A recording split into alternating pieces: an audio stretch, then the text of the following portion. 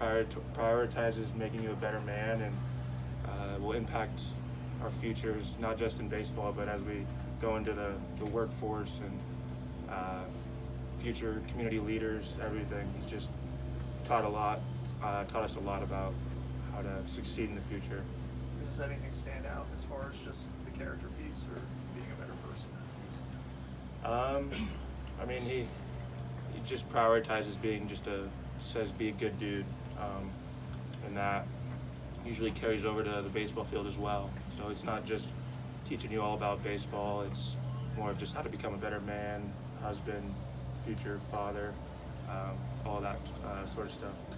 How would you describe your pitching style, and tell us a little bit about your repertoire of pitches? We just been working on just filling up the zone, and Coach Bellinger has been a huge part of that.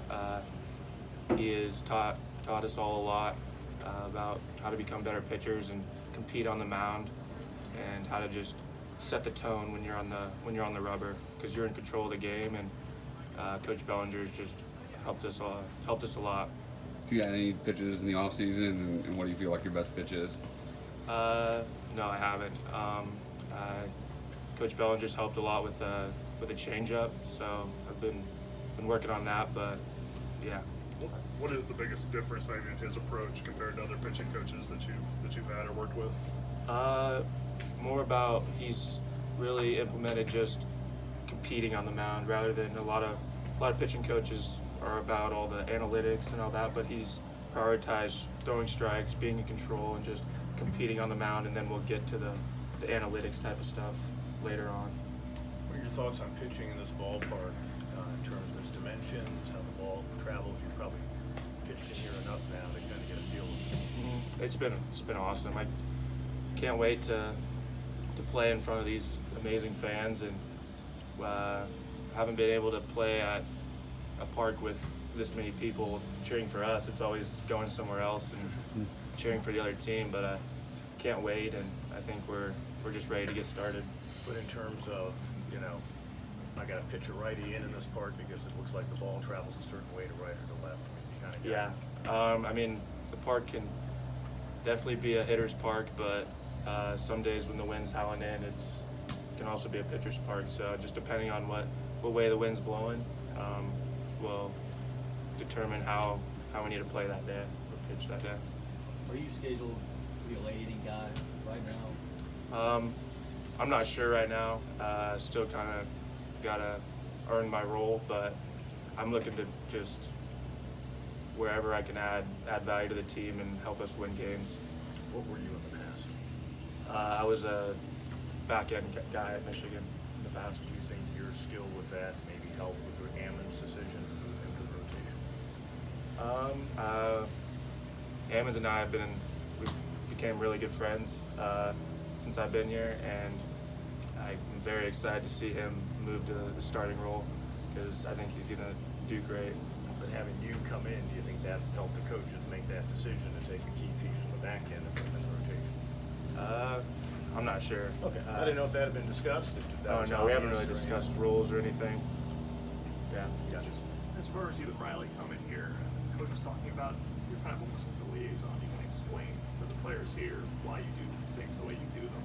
And what were the things that you feel like you really had to explain the most? Was the Player 300s, was the Omaha Challenge, why we do these things? What were the things that you really had to kind of explain to us? I would say just the meaning behind the standards we have within the program. There's a lot of little things that people had to adjust to and they didn't really, or you had to explain like why we do the little things, like for example, no chains, no cell phones in the locker room, like little things that haven't been a part of the program in the past, that we kind of help explain why it correlates to the field and all that. Like, there are no little things is one of the things we say. So just explaining why we have these standards for the program.